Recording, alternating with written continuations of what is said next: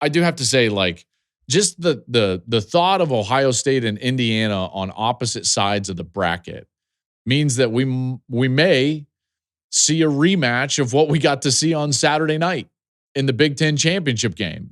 So the national championship, in theory, down in Miami could be an Indiana-Ohio State rematch.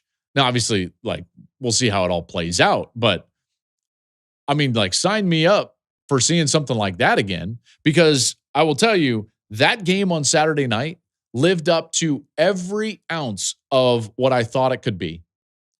It was an incredible atmosphere in Lucas Oil Stadium. It was loud. Those teams were playing some unbelievable defense. I mean, unbelievable defense. It was everything I hoped it would be, and then some, and then some.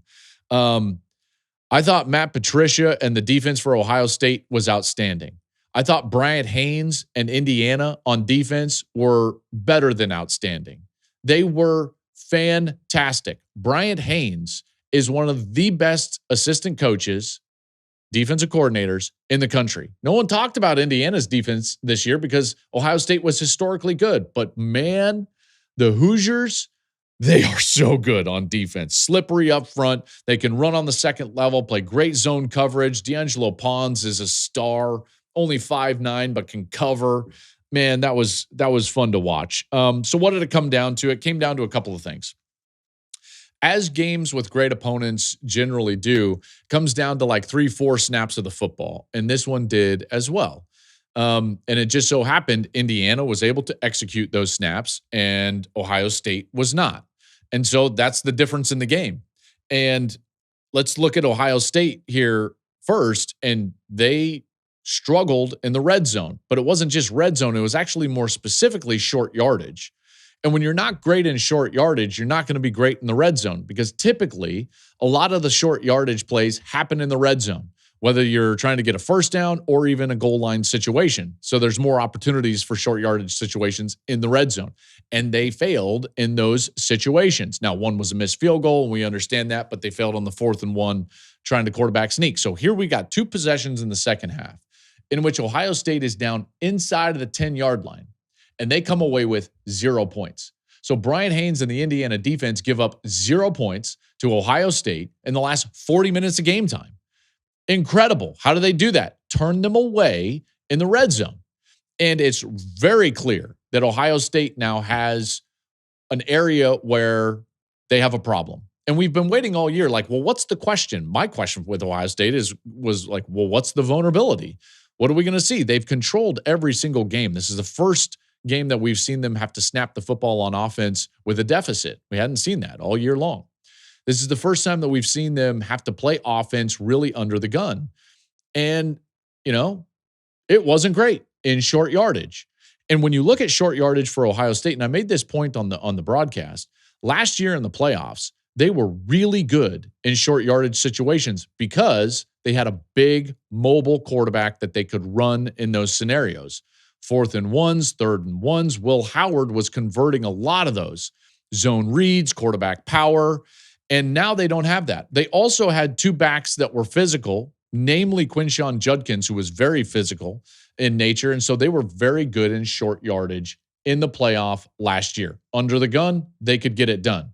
This team hasn't had to do that yet, so we didn't really know. They haven't had short yardage plays under the gun. In fact, the first time we saw that was in the first half against Michigan, where they failed to get in one of those red zone possessions inside the 5-yard line, had to settle for a field goal. And all of a sudden, it creeps up again. In that game, they tried to quarterback sneak. It didn't work. They couldn't get it done. And their big back, Donaldson, is a guy that doesn't get in a lot, so they go with Bo Jackson, and he's a true freshman. They've got a quarterback that's a pocket quarterback and an offensive line that hasn't gotten it done at the line of scrimmage in those situations. It's a good offensive line. They haven't been great in that moment.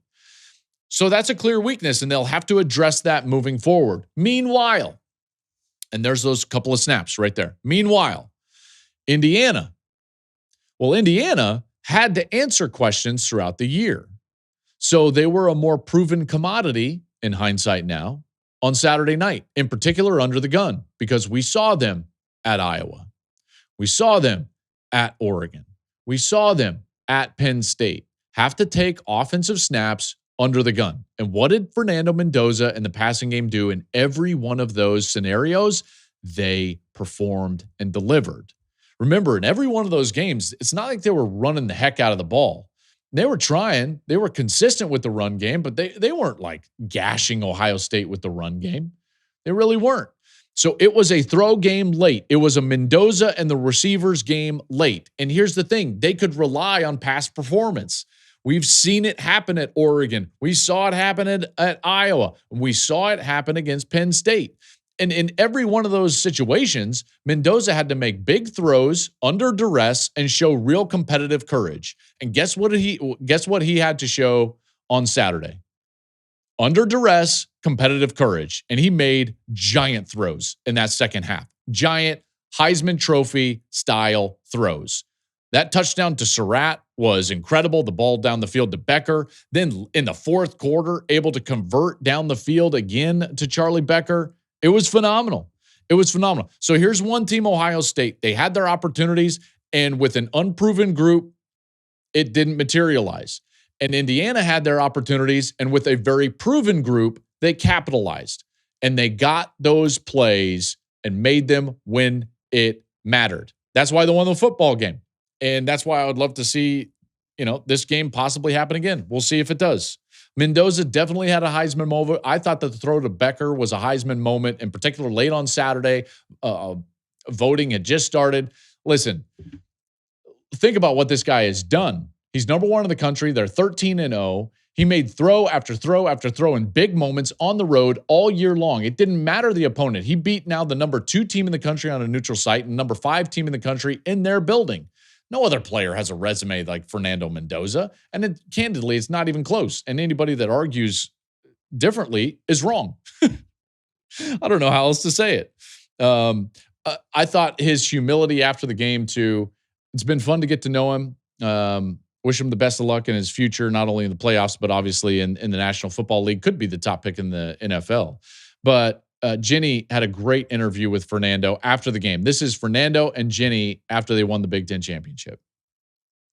Indiana, the Big Ten champs. How does that sound? It sounds so beautiful. I want to give all the glory to God. We were never supposed to be in this position, but by the glory of God, the great coaches, great teammates, everyone we have around us, we were able to pull this off. Whoever thought the Hoosiers would be here, but now the Hoosiers are flipping champs. Let's go. Tell me about finding Charlie Becker, 3rd down, 2 minutes to go. We talk about Heisman moments, but take me through that one.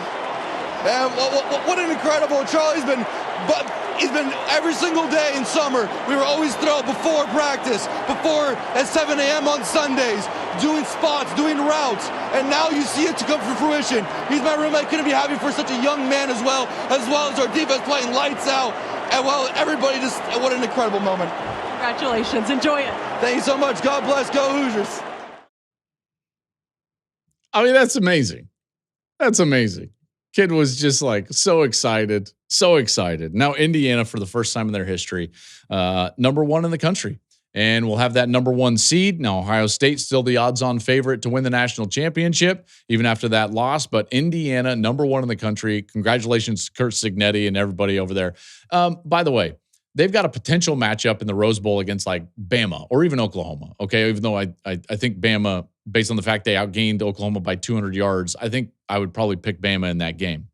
If you were to take an IU fan and say, hey, like just remove them back to 2 years ago, like right before Curt Cignetti was hired, or even the day he's hired, and he's yelling like Purdue sucks and so does Michigan and Ohio State. He's got that accent.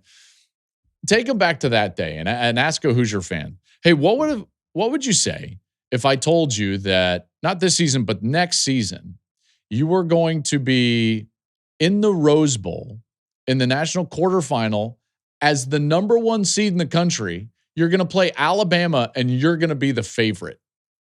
Like, it's bonkers what's going on right now. Thank you for watching the Joel Klatt Show YouTube channel. And if you like this clip, make sure to like it and subscribe to the channel, and you can stay up to date on all of my college football coverage.